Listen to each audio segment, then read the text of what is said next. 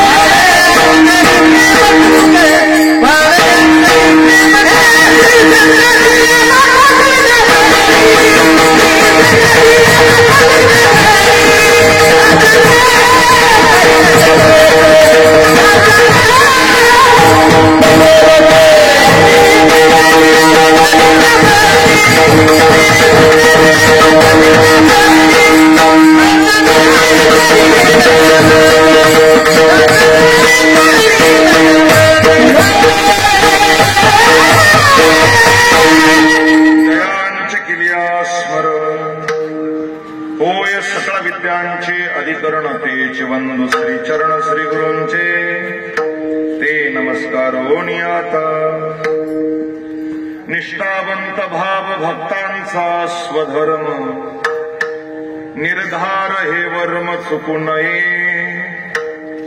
निष्काम निश्चळ विठ्ठली विश्वास पाहू नये वास अनेकांची। प्रस्तुत कीर्तन रूपी सेवेकरता निवडलेला अभंग महान भगवत भक्त महावैष्णव वैराग्य महामेरू भक्तिहृदय सम्राट श्रीमंत श्री जगद्गुरु तुकोबारा यांचा 3 चरणाचा बहुतेक वारकरी संप्रदायातील गायक कथाकार कीर्तनकार वादक मंडळीच्या परिचित पाठातील अभंग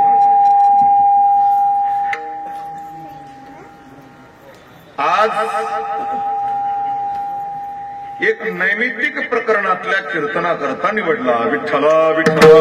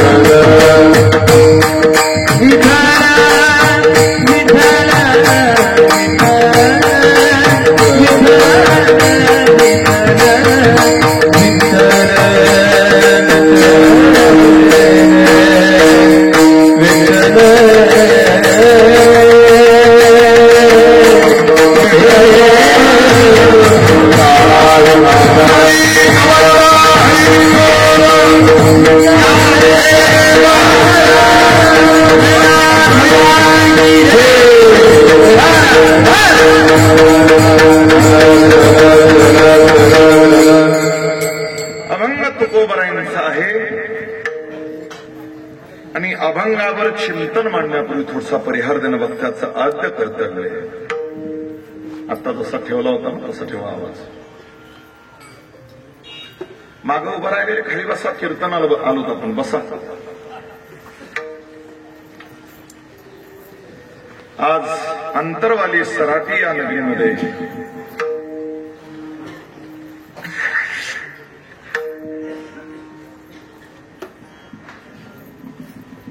संघर्ष योद्धा मराठा क्रांती सूर्य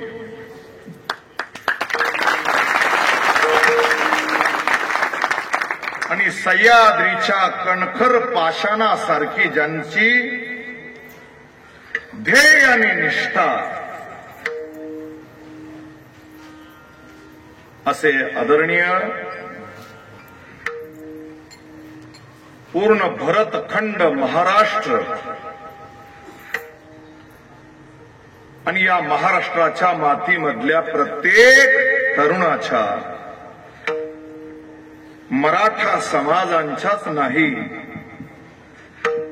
तर अखंड बहुजन समाजाच्या हृदय मंदिरातली मूर्ती म्हणजे आदरणीय जरांगे पाटील, आदरणीय संघर्ष योद्धा मनोज दादा जरांगे पाटील यांच्या सामूहिक आमरण उपोषणाची आजची ही सुरुवात आहे. या अगोदर दादानं किती उपोषण केलेत याचे साक्षीदार आपण आहोत. आणि डॉक्टरनं सांगून अनेक चाहत्यांच्या नकारालाही नज म्हणता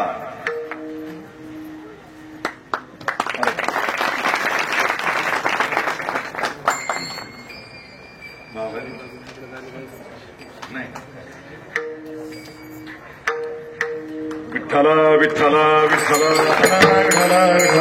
विठ्ठला विठ्ठला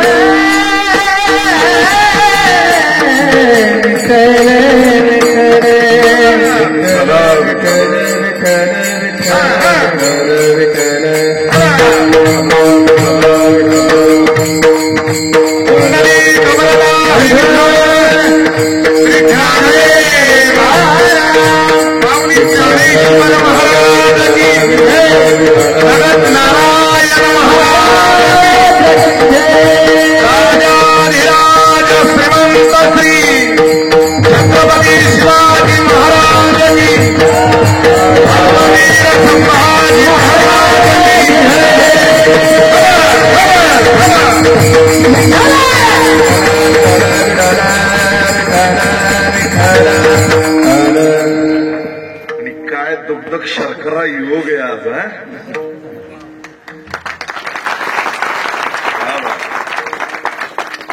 प्रयागराज महाकुंभ सुरू आहे सध्या आणि त्या प्रयागराजहून डायरेक्टली प्रवास करीत महंत प्रेममूर्ती वैराग्यमूर्ती ज्याने आमच्यावर किंवा माझ्यावर जीवापाड प्रेम केलं आणि ते सगळ्यावरच करतात असे नारायणगडाचे मठाधिपती ऐश्वर्य संपन्न संत शिवाजी बाबा श्री सेठ नारायणगड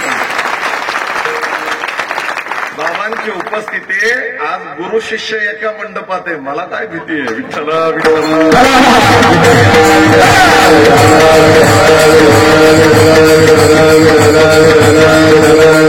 एक सांगू का दादा हो, या महाराष्ट्राच्या मातीला शक्ती आणि भक्तीची जोड पहिल्यापासून आहे. जरांगे दादाची शक्ती आणि नगद नारायणगड आणि शिवाजी बाबांची भक्ती. तुलनात्मक विचार घेऊ नका, पण महाराष्ट्राचे राजे श्रीमंत छत्रपती शिवराय म्हणजे शक्ती आणि एका बाजूला पंचम वेद निर्माण करून बहुजन समाजाला कीर्तन ज्ञान वैराग्याची दिशा देणारे श्रीमंत संत जगद्गुरु तुकोबराय भक्ती. या महाराष्ट्राची ही संगती आहे. म्हणून आज खऱ्या अर्थानं आंतरवालीमध्ये कुंभमेळा आहे, लक्षात घ्या.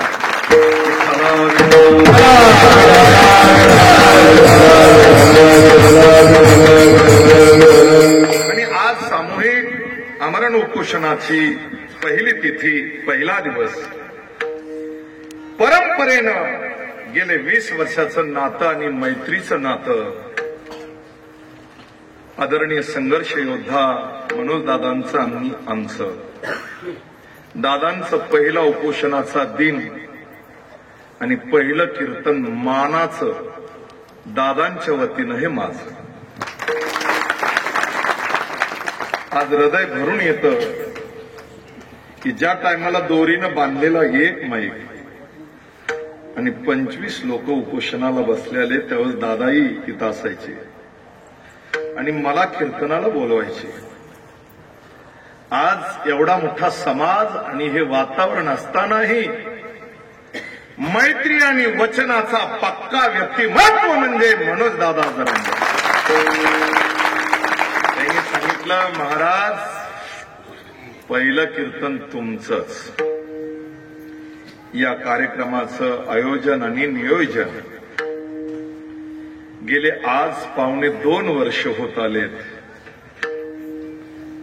सर्व तन मन शक्तीनं प्राणपणाला लावून माझे परममित्र विनोदाचार्य, महाराष्ट्रातील लोकप्रिय कीर्तनकार आणि या अंतरवाली सराटी नगरीतले भूमिपुत्र आणि वैभव म्हणजे महादेवजी महाराज गिरी. बाबाने या कार्यक्रमाचं सुंदर नियोजन केलंय. पाठीमाग एका कार्यक्रमात किशोरजी गुरुजींच्या घरी पखवाजाचा नाद ऐकला, गायन ऐकलं आणि दादानं आम्हा दोघालाही सांगितलं होतं की पहिल्या दिवशी कीर्तन ज्या दिवशी होईल त्या दिवशी ही त्रिमूर्ती कीर्तनाला आली पाहिजे. म्हणजे मला असं सांगायचं की कीर्तनातले रसिक, गायनातले तज्ञ, वादनातले मर्मज्ञ आणि कीर्तनाला टाळ घेऊन उभा राहणारे संघर्ष योद्धा वारकरी जरांगे पाहिजे. म्हणून तिथे अगदी ख्यातनाम मृदंगाचार्य, महाराष्ट्रामध्ये युट्यूब, फेसबुक, अनेक टीव्हीच्या चॅनलवर ज्यांच्या मृदंगाचा नाद आपल्याला ऐकायला भेटतोय, ती क्लिप आणि तो व्हिडिओ इतका फिरला महाराष्ट्रात आणि भारतभरात. एक सांगू का, दादांच्या संघही उभं राहिलं ना तर ऑटोमॅटिक व्हिडिओ फिरतो. विठ्ठला विठ्ठला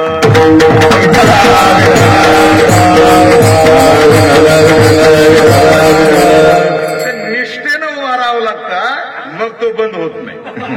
हे तेवढंच करायचं. म्हणून आदरणीय ख्यातनाम मृदंगाचार्य माझे परममित्र कृष्णाजी महाराज बोरकडे महाराजांची उपस्थिती आहे. महाराष्ट्रातला लाडका आवाज, स्वरगंधर्व माझे परममित्र आज टीव्ही चॅनल, युट्यूबवर अनेक महाराष्ट्रातले दिग्गज कीर्तनकार, ज्यांच्या कीर्तनाला ज्यांच्या चाली ऐकायला भेटतात. इकडं लक्ष द्या, इकडं लक्ष द्या. असे आदरणीय संगीतालंकार, भजन सम्राट, गेले 15 ते 20 वर्षाची मैत्री आमची ओंकारजी महाराज जगताप आळंदीकर यांची उपस्थिती आहे. भजन सम्राट, महाराष्ट्राचा लाडका आवाज, संगीतालंकार, ही दोघांची जोडी चाल म्हणायला आली ना, कोण म्हणतंय कळत नाही. अगदी समान आवाज आणि प्रेमळ हसत मुखानं आणि विशेष वारकरी संप्रदायाच्या चाकुरीत गायन या गायकांचं आहे, लक्षात घ्या.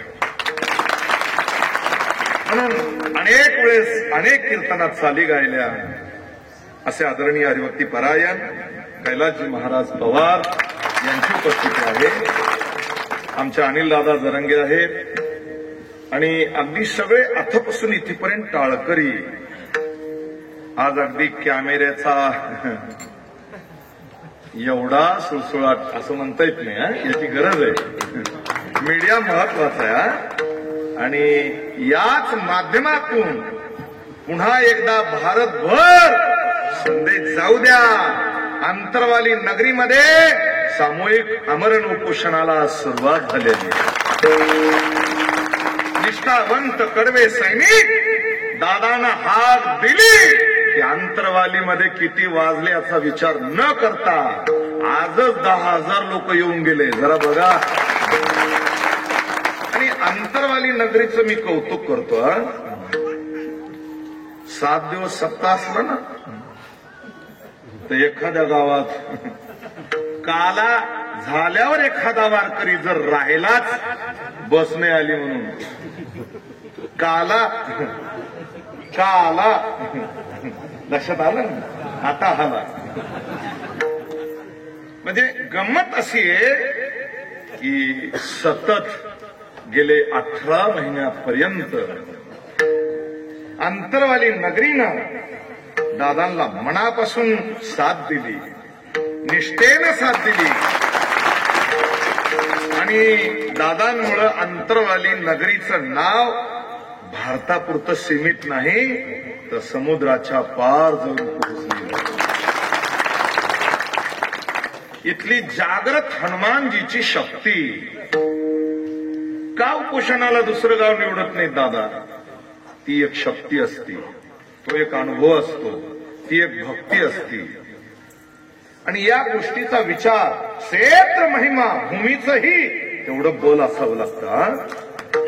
म्हणून अंतरवाली नगरीतल्या हनुमानजीची कृपा आणि बजरंगबलीची ज्याच्या पाठीमागे कृपा तुम्हाला माहिती आहे. रामप्रभूला सेतू बांधून त्या दगडावून चलत जावं लागलं तर हनुमानजी जय श्रीराम करीत ती लंकेला जाऊन. उत्तर एक सांगतो, लंकावाल्याची लंका जाळण्याची ताकद फक्त बजरंग बलीत आहे. लक्षात घ्या. विठ्ठला विठ्ठला.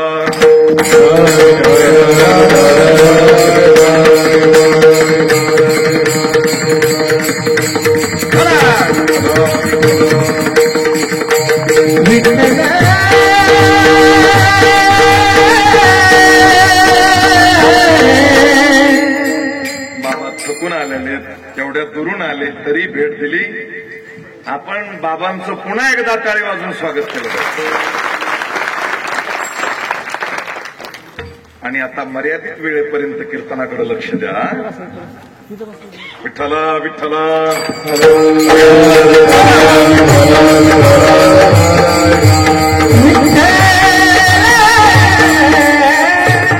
पवनपुत्र हनुमानजीची कृपा, या भूमीची शक्ती.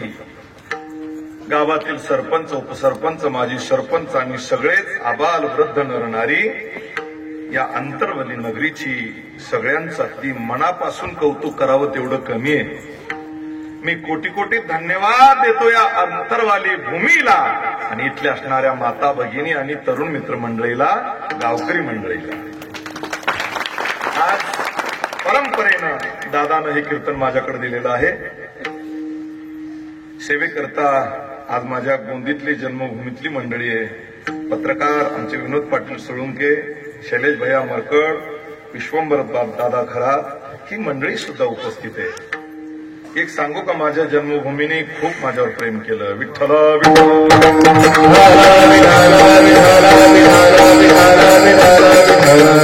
आज अभंग निवडलाय तुकोबरायांचा. मी पहिला अभंग घेतला होता इथंच, सत्य संकल्पाचा दाता नारायण. नंतर एक अभंग कीर्तनाला घेतलाय, देह जावो अथवा राहो. लक्षात घ्या, माझ्या चांगलं लक्षात आहे. पुन्हा तिसऱ्या क्रमांकाला अभंग घेतला, हे का लक्षात? कोंडूनी नाही हो. विठ्ठला विठ्ठला.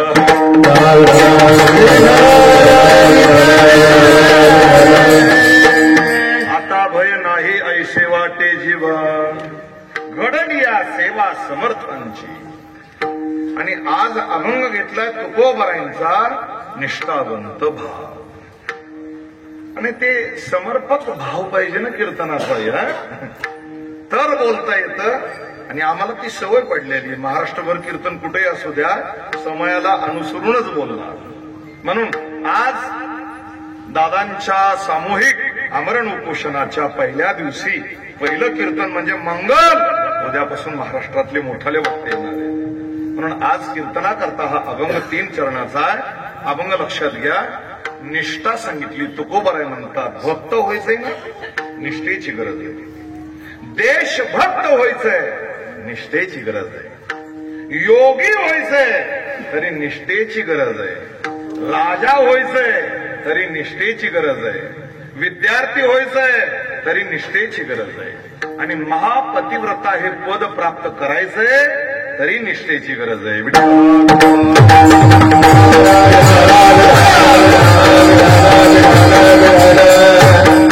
निष्ठा जीवनामध्ये अनेक काही शिकवून जाते आपल्याला. जर निष्ठा नसेल तर मग निष्ठा निष्ठी आहे. ज्याच्याकडे निष्ठा नाही तो कोण्याही क्षेत्रामध्ये त्याला त्याची किंमत प्राप्त होत नाही. निष्ठा महत्वाची आहे. म्हणून आज बघा तुम्ही निष्ठावंत जेवढे काही उपोषण करते इथं बसलेले आणि आज उपस्थित आहेत, हे निष्ठावान व्यक्तिमत्व आहे. हा, एक सांगू का, निष्ठा ही महाराष्ट्रामध्ये जास्त शिकवण्याची गरज नाही. जर महाराष्ट्रामध्ये मराठा योद्ध्यानं मनावर घेतलं तर ते कार्य तडीला जाईपर्यंत माग सरकत नाही. निष्ठा अधिक गरजेची. याला इतिहास आहे. इतिहास आहे. मी सगळ्या बाईट पाटलांच्या बघत असतो. ते सहज आणि निर्भेळ बोलत असतात. त्याच्या पाठीमागे निस्वार्थपणा असतो. लक्षात घ्या. आता निष्ठेतल्या या 2.5 अक्षराचा विचार जर केला तर क्षेत्र कोणतंही असू द्या, राजकारण असू द्या, समाजकारण असू द्या, धर्मकारण असू द्या किंवा वारकरी संप्रदायातील क्षेत्र असू द्या, त्यात निष्ठेला फार किंमत आहे. निष्ठावानाला किंमतच आहे. लक्षात घ्या. म्हणून महाराष्ट्राचा इतिहास असा, या इतिहासामध्ये महाराज छत्रपती शिवरायांच्या मावळ्यांची निष्ठा. आज सीमेवर जवान उभे, या भारत देशाच्या मातीबद्दलची निष्ठा. एखादा भूमिपुत्र आहे, आपल्या गावाबद्दलची निष्ठा. तसे एका वाक्यात सांगतो, ज्या कुळामध्ये मी जन्माला आलोय, ज्या कुळात जन्माला आल्याच्या नंतर गरिबीचे चटके भोगले, अनेक मुलं शिकूनही ते अगदी सुशिक्षित बेकार राहिले, ज्यांना योग्य ते पद आणि स्थान भेटत नाही, ती जाणीव ज्या कोमल हृदयावर बिंबल्या गेली, ती समाजासाठी कडवी निष्ठा. अनेक संघर्ष करून, लक्षात घ्या, हे सोपं नाही. अनेक संघर्ष करून, अनेकाला तोंड देऊन, अनेकाला शिंगावर घेऊन, मी काय बोलतो लक्षात घ्या, एवढं सोपं नाही ते. आपल्याला सोपं वाटतं, दे रे हरीण पलंगावरी विठ्ठला.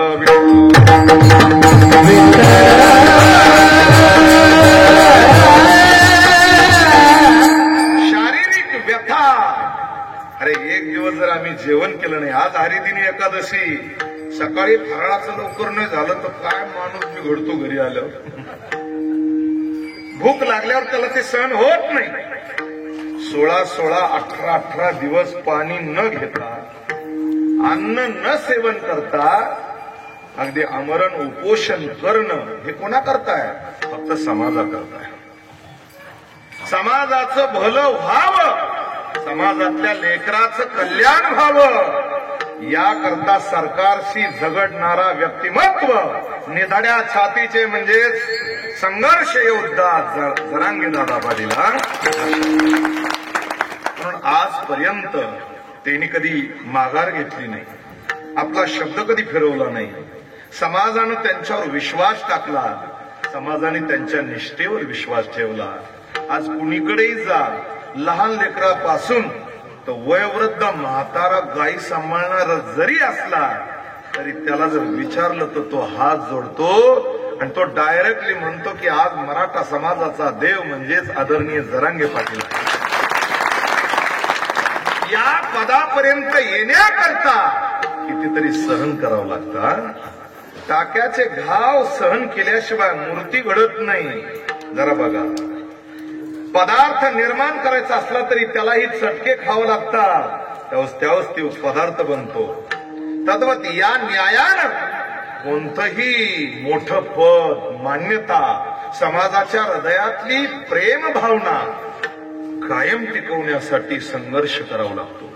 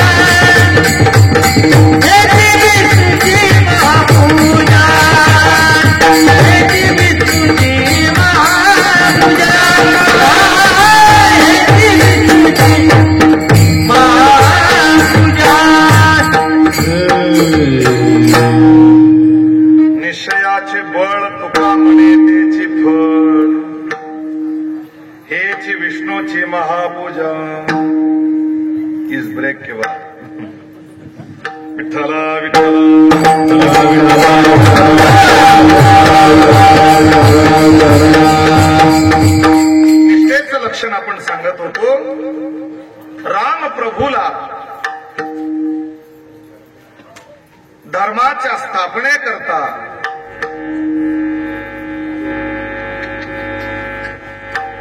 सर्व वानराला एकत्रित घ्यावं लागलं. तिथे निष्ठेची गरज आहे. तसं स्वराज्य निर्माण करताना मावळ्यांची गरज आहे.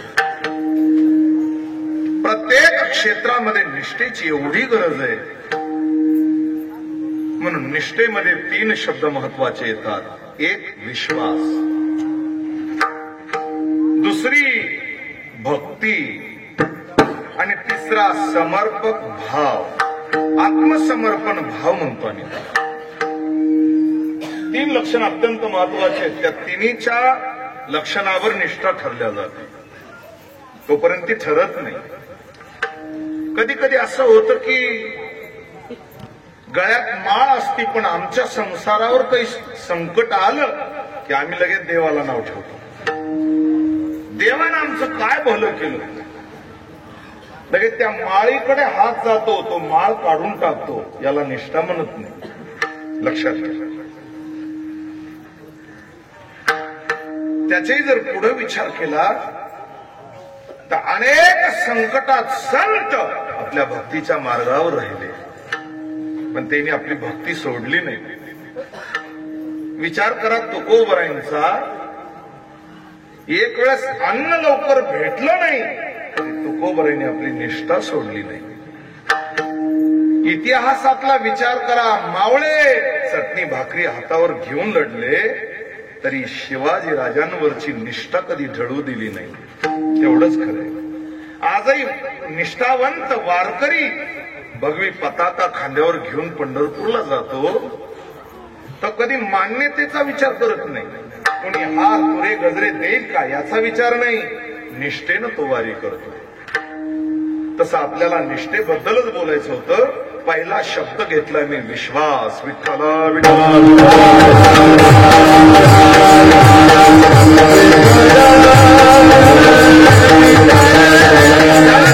उपासना करायची, त्याच्यावर आमचा विश्वासही पाहिजे.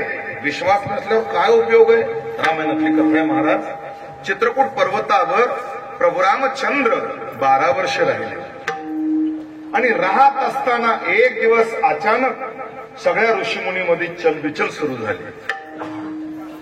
कुणी म्हणतं इथून निघा, कुणी म्हणतं जायचं, कुणी म्हणतं थांबायचं, अशी चलबिचल सुरू झालेली आहे. आणि तेवढ्यात लक्ष्मणजीनं विचारलं, महाराज प्रभू रामचंद्र संगतीत असताना तुम्हाला कसली भीती आहे का, म्हणून तुमच्या चेहऱ्यावर विचलितपणा निर्माण झाला. कुणी काही बोलत नव्हतं. तेवढ्यामध्ये जाबाली नावाची ऋषी होते. चांगला ऐका, हे ऐका. ते जाबाली महामुनी प्रभू रामचंद्राच्या जवळ आले आणि जाबालीनं हात जोडले. प्रभू माझ्या मनात असं काही नाहीये, पण कुणी वानप्रस्थी, कुणी संन्यासी, कुणी ब्रह्मचारी, कुणी ग्रस्ती, असे 4 प्रकारचे साधू तुमच्या संगतीत आहेत. गेले 12 वर्ष या चित्रकूट पर्वतावर तुमच्या संगतीत राहिले, पण काल एक न्यूज आली की खर दूषण त्रिशरा, पद्मपुराचे राजे आणि रावणाचे संबंधित हे तुमच्या चित्रकूट पर्वतावर आक्रमण करणार आहे. अगदी त्या विचारामध्ये हे सगळेजण विचलित झाले. आता आमचं कसं होणार. प्रभू रामचंद्र गालात हसले आणि ते म्हणतात, माझ्यासाठी घरदार सोडलं, माझ्यासाठी व्रत वैकल्य अनुष्ठान यज्ञ उपवास तीर्थयात्रा हे माझ्याच करतात. आणि मी जवळ असतानाही तुमचा जर विश्वास नाही तर तुम्ही संन्यासी झालात कशाला. जरा विचार करा ना. मग आता त्रेता युगात फटका बसतो तर आता तोच खाणारी चहा बरोबर यांचं काय. विठ्ठला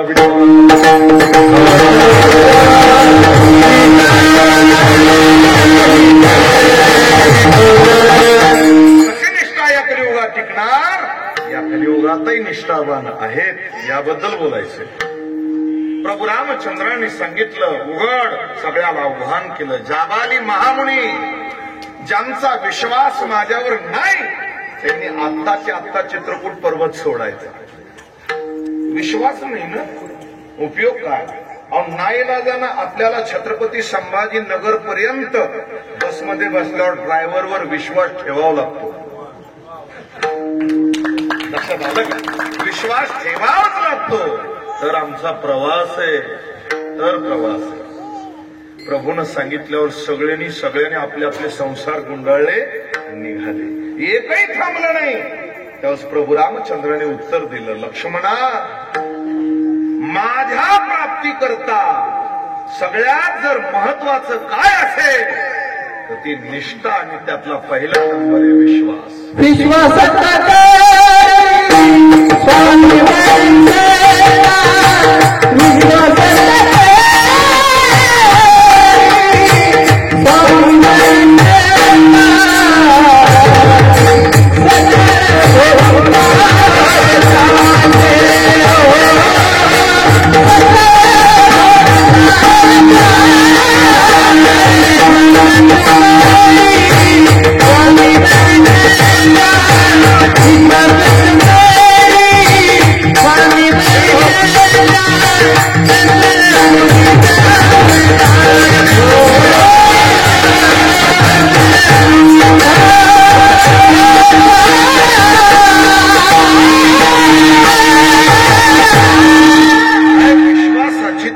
गंमत आहे. जरा बघा आता एक दृष्टांत सांगतो तुमच्या लक्षात येण्याकरता.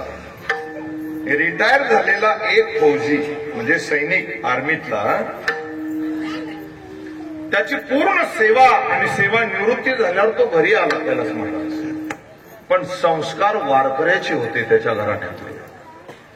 वारकरी संप्रदायातले संस्कार असतील ना तर तो कोणीही क्षेत्रात असू द्या त्याची तो निष्ठा कधी सोडणार नाही. सांप्रदायिक संस्कार महत्वाचे. घरी आल्याच्या नंतर त्यानं अगदी रोडच्या कडाला 4 गुंठे प्लॉट घेतला, चांगला बंगला बांधला. कीर्तनातला असल्यामुळे ताबडतोब झाला. उर्वरित जाग्यामध्ये त्यानं एक चांगलं सुंदर मंदिर उभा केलं. त्या मंदिरामध्ये विठ्ठल रुक्मिणीची मूर्ती प्राणप्रतिष्ठा केली. तुमचं लक्ष माझ्याकडे असू द्या. आणि तासोन तास रोज प्रभू पांडुरंगाच्या समोर बसायचा, भजन करीत. एक दिवस अगदी जेवायला बसला की पत्नीनं त्याला रागवून बोलायला सुरू केलं. म्हणजे ती त्याचीच रागवत नाही, आपली रागवती, आपण सांगत नाही. तिनं डायरेक्टली सांगितलं, का हो तुम्हाला काही अक्कल आहे का? म्हणजे 50च्या नंतर आपली अक्कल जात असती. ती डायरेक्टली म्हणते, तुम्हाला अक्कल आहे का? आपल्याला ती सहज बोलती पण आपल्याला कळत नाही. यालाच खरं आवरण म्हणतात. त्यानं सांगितलं, काय झालं? 30 वर्ष बॉर्डरवर, वाघा बॉर्डरवर तिकडं देशाची सेवा केली, कधी घरचा विचार केला नाही, कधी आम्हाला फिरायला नाही नेलं, चांगल्या तीर्थक्षेत्रात नेलं नाही, कधी समुद्र नाही. त्यालाही बरं वाटलं. आपली मंडळी म्हणती ना, आपण घेऊन बस गाडीचं रिझर्वेशन केलं, 2 तिकीट बुक केले, 2 जण बसले, गेले गोव्याला. आता गोवा म्हणलं की काही लोकांच्या डोक्यात लगेच गोवा म्हणजे ती पुढी नाही, पणजी गोवा लागतं. आणि तिथं गेल्याच्या नंतर तो वालुका प्रदेश, तो समुद्र पाहिला. अथांग समुद्र, समुद्राच्या लाटा, ते तरंग. मग तिने मनात विचार केली की का हो, मला 10-5 किलोमीटर समुद्रातली सहल करायची, फिरून यायची. इलेक्ट्रॉनिक बोट होतीच. आता काही ती पहिल्यासारखे ओले हाणायचं काम नाही. इंजिनवरची बोट होती. ते 2 जण बसले. नौका चालक 15 किलोमीटर समुद्रामध्ये ती नौका घेऊन गेला. मी विश्वासाकरता बोलतो, तुम्ही जरा लक्षात घ्या. आणि 15 किलोमीटरचा प्रवास करीत असताना मिलिटरीतला रिटायर अगदी असणारा फौजी तो झोपला त्या बोटमध्ये. त्यानं अनेक वेळेस समुद्र पाहिला. त्याला त्याचं काय कुतूहल होतं. असं जमलं, विठ्ठल विठ्ठल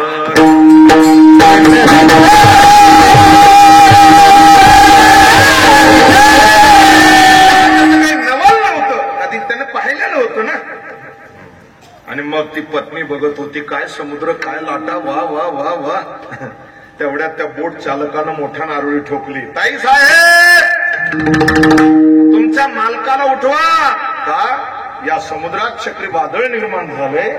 15 मिनिटात चक्रीवादळ आपल्या बोटवर येऊन आदळणार. आपली बोट या पाण्यामध्ये उलटी पालटी होणार आणि आपली पुण्यतिथी समाप्ती आहे. त्या दिवशी मोठी गंमत आहे. आता तिला किती आनंद वाटला असेल. तरी तुम्ही हा म्हणता म्हणल्यावर जरा अवघड होत. असं जर कधी झालं, अशी घटना जर समोर आली तर प्राणासाठी लोक व्याकुळ होतात. नाही, आंबे घाटातून गाडी चाललेली आणि गाडीच्या ड्रायव्हरनं अचानक सांगितलं की ब्रेक फेल. मधली अडकाय. विठ्ठल विठ्ठल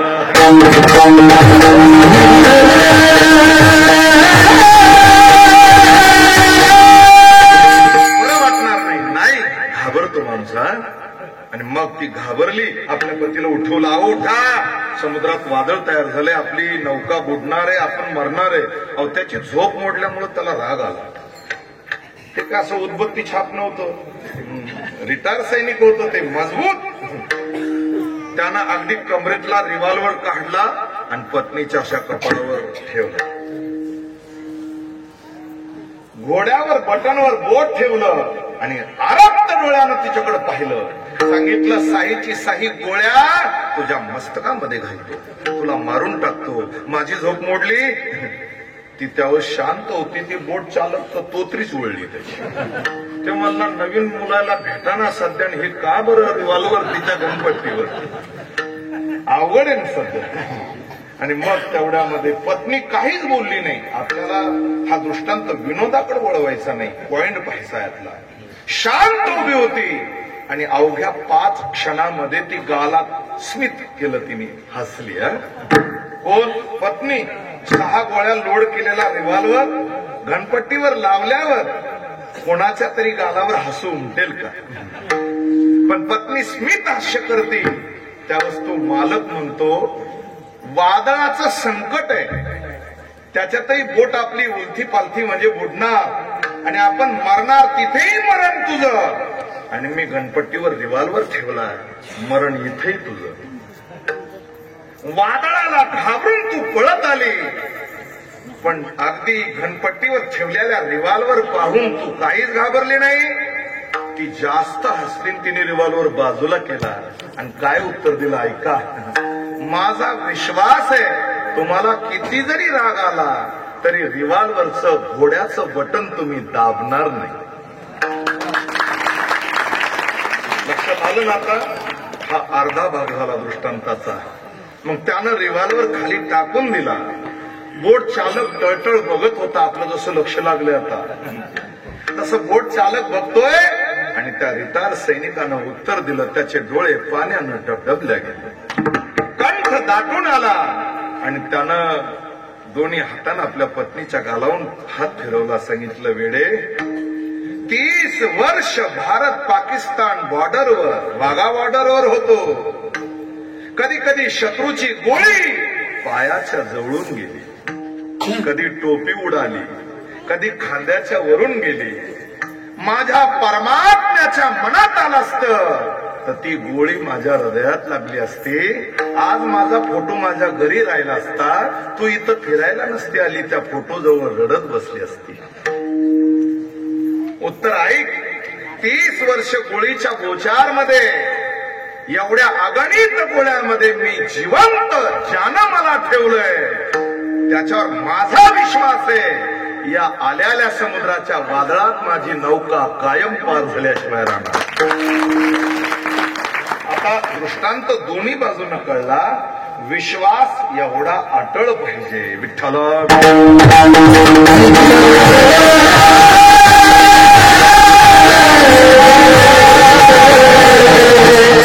विश्वास नसेल तर काय फायदा हो? श्रीमंत घरातले पती पत्नी, आता जरा उलट झालेलं आहे. पत्नी जास्त शिकलेली, पती कमी शिकलेला. तिला 1,10,000 पगार, ही गेटवर वॉचमॅन. सगळं सूत्र बिघडलेलं आहे. आणि असं स्वतःच्या शेतीमध्ये एकदा दिसणारे सुट्टीच्या दिवशी फिरायला गेले.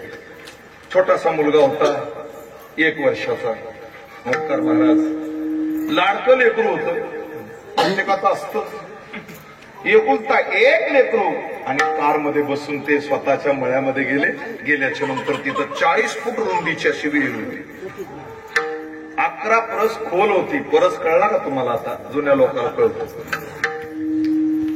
एवढी खोलीची विहीर, त्याच्यात अथांग पाणी आणि ते शुद्ध पारदर्शक पाणी होतं. त्याच्यामध्ये प्रतिबिंब दिसत होतं.